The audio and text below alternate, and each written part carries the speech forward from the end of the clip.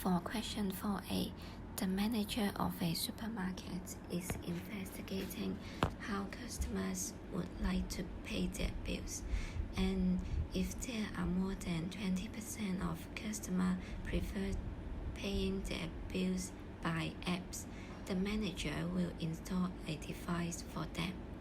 And in a random sample of 180 customers, 50 of them would pay their bills by mobile apps, and so conduct a hypothesis test at 5% level of significance, and then advise the manager on whether he should install the device or not. So for this question, the new hypothesis is p smaller than or equal to 0.2, and the alternative hypothesis is p larger than 0.2, and we can see that it is a right-tailed test.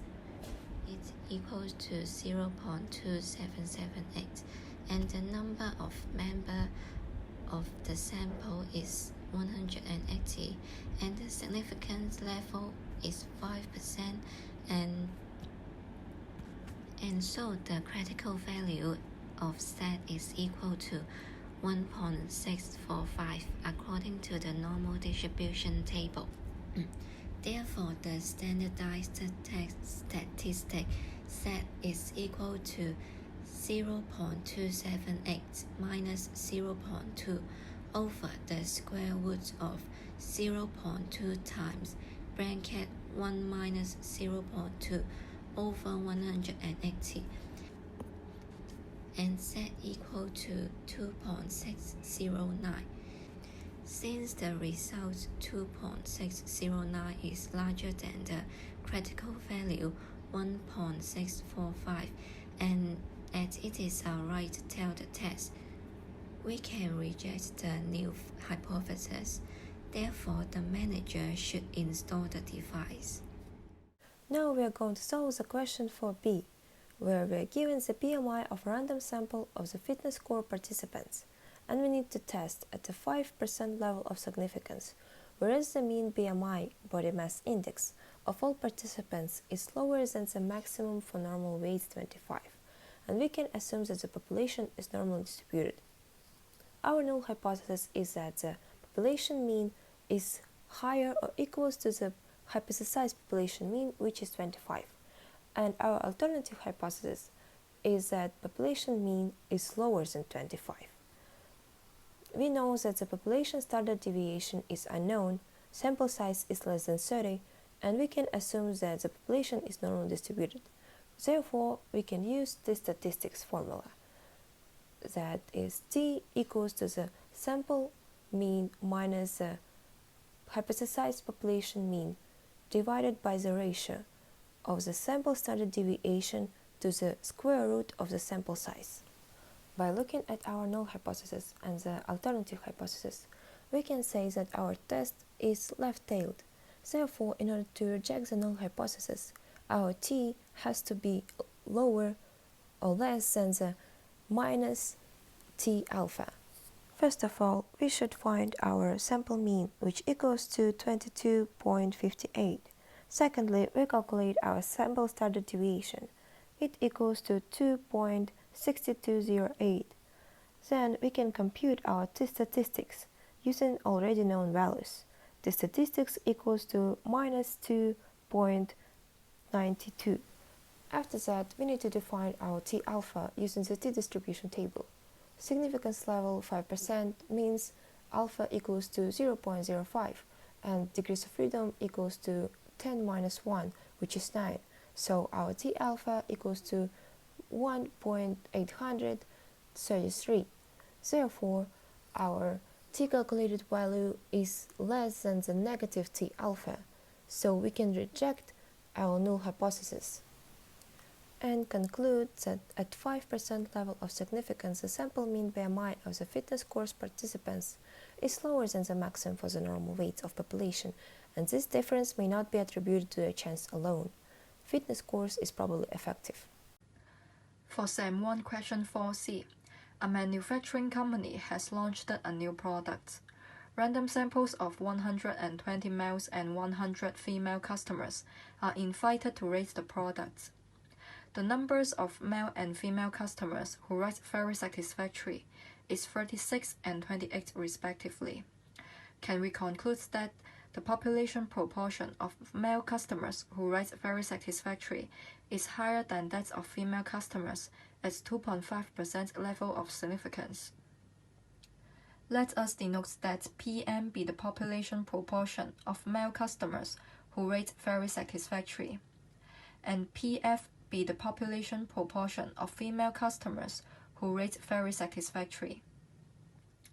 Let the null hypothesis H0 be PM equals to PF, and the alternative hypothesis HA be PM greater than PF. The pooled proportion P hat equals to 36 plus 28 over 120 plus 100, then we will get the answer 0.2909. The standardized set statistics will be P hat M minus P hat F over square root of P hat times 1 minus P hat times 1 over NF plus NM, which P hat M refers to the proportion of male customers who rate very satisfactory, and P hat F refers to the pooled proportion of female customers who rate very satisfactory. Then we will get to the next step. 36 over 120 minus 28 over 100 over the square root of 0.2909 times 1 minus 0.2909 times 1 over 120 plus 1 over 100. Then we will get the answer 0.3252 correct to 4 significant figures. This is a right tail test at 2.5% level of significance.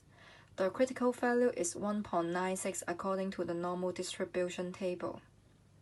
0.33 is less than 1.96, which means Z is not higher than Z alpha, so we cannot reject the null hypothesis.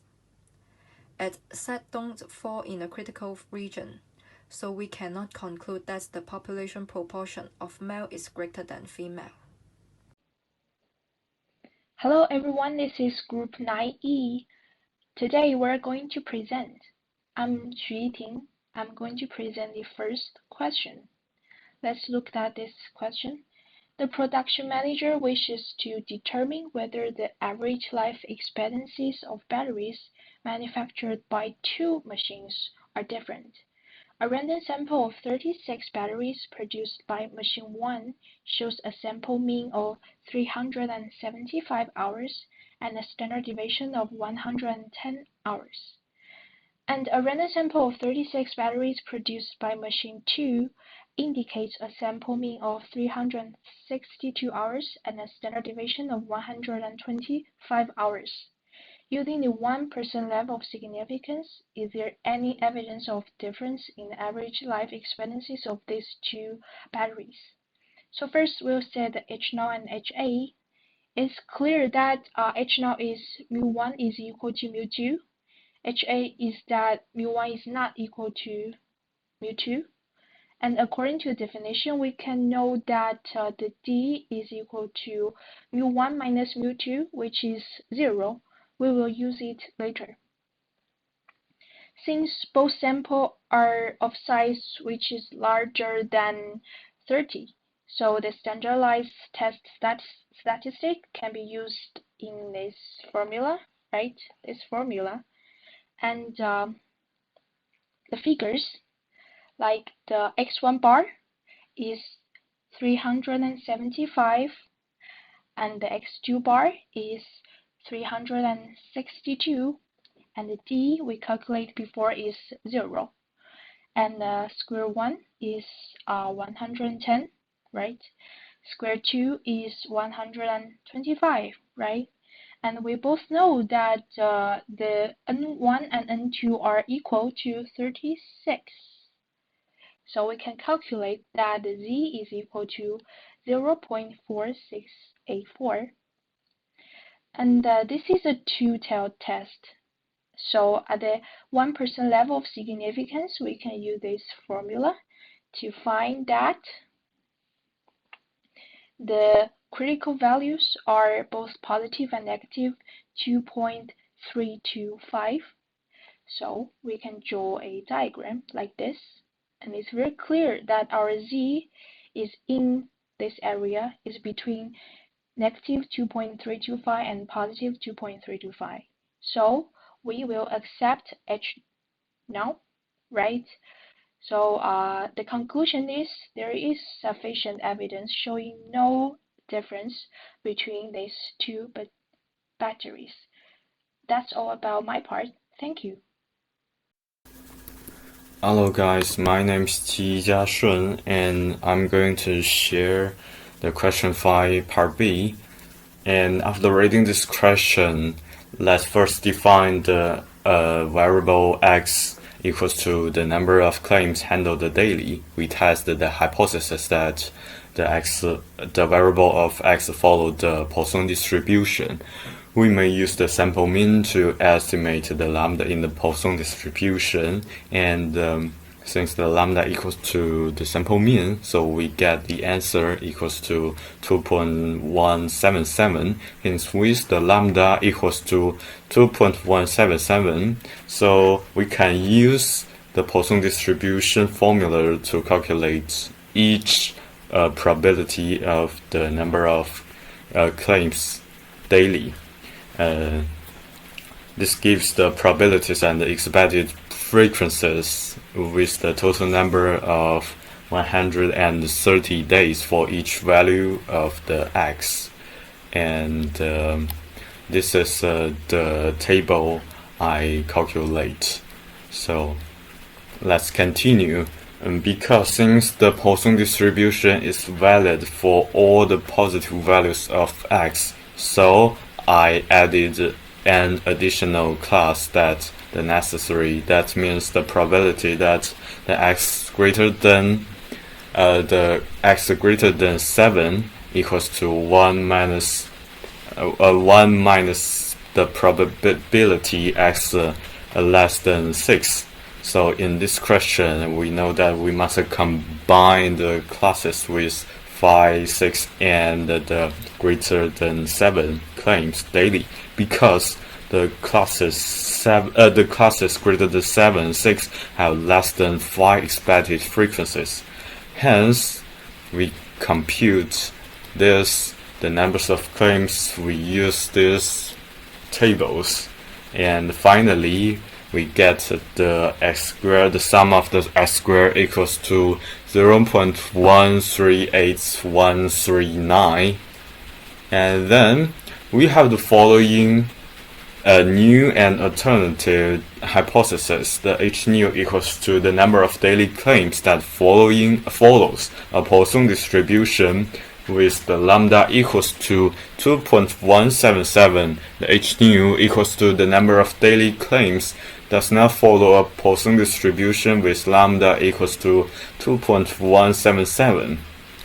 And since the alpha equals to 0.05 and the degrees of freedom equal to 6 minus 1 because the frequency of this is estimated from the Poisson formula. So then the critical value is 9.488, since x squared equals to 0.1381 less than the critical values 9.488. Then the test statistic x squared does not fall in the critical region, and we don't reject the h nan. So therefore, there is enough evidence to support that the number of claims per day follows a Poisson distribution with the lambda equals to 2.177. Hello guys, my name is Yijiashun, and I'm gonna share this method to question 5C part.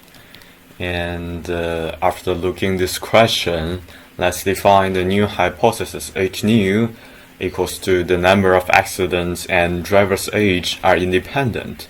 And the alternative hypothesis HA, the number of accidents and the driver's age, are dependent. And also, the degree of freedom equals to number of rows minus 1 times number of columns minus 1. So finally, equals to 4. The test statistic can be calculated using a table. I use Excel to calculate this table. And this is showing on here. And finally, we're going to the next step. The x squared equals to all the sum of the table shown before equals to 8.9333, and for the alpha equals to 0.1 and the degree of freedom equals to 4. So let's check the critical value.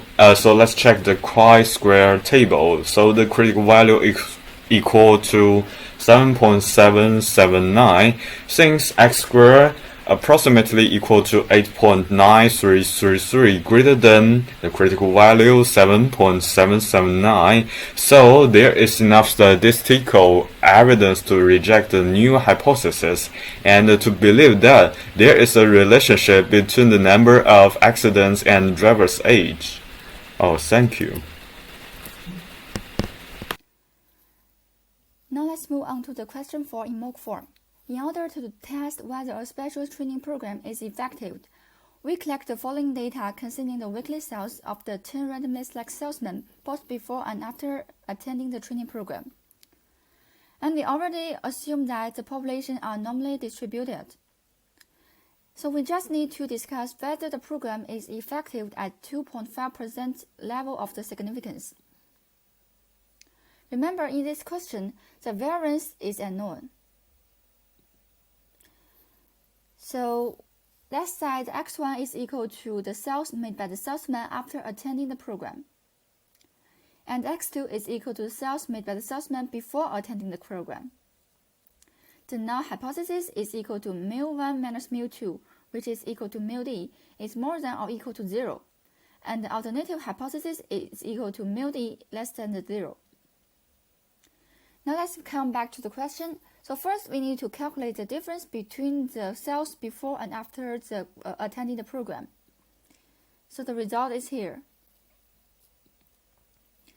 Since we need to calculate the two variables for the same subject, whose variance are unknown, and both samples are less than 30, so we need to choose the t-distribution statistics and the following formula. The following formula is here. After calculating, we can get that the means of the difference is equal to 0.64, and the standard deviation is equal to 1.8620. The freedom is equal to 9, and the test statistics is equal to 1.0869.